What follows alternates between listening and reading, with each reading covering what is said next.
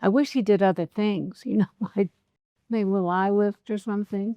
My name is Phyllis Eisenberg, and I've been coming to Dr. Loetscher probably 15 years. I started with Dr. Loetscher when I had an implant put in, my first implant ever.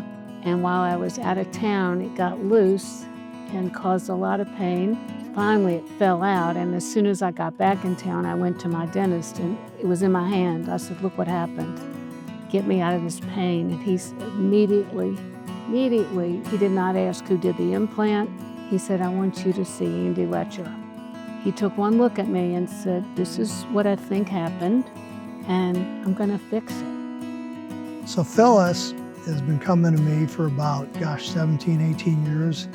She came in first for a dental implant and then another one and another one. And it's not that she doesn't take care of her teeth. She's a good example of how teeth age and our dentition ages as we get older. And, it's not her care. She's got beautiful teeth. She keeps meticulous care of her teeth, but people live long. Teeth break down. And so that's why we see so many people over the years.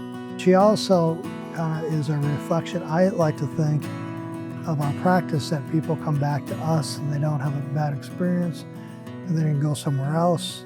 It just makes me feel like it's good to have an implant practice because our patients become our family.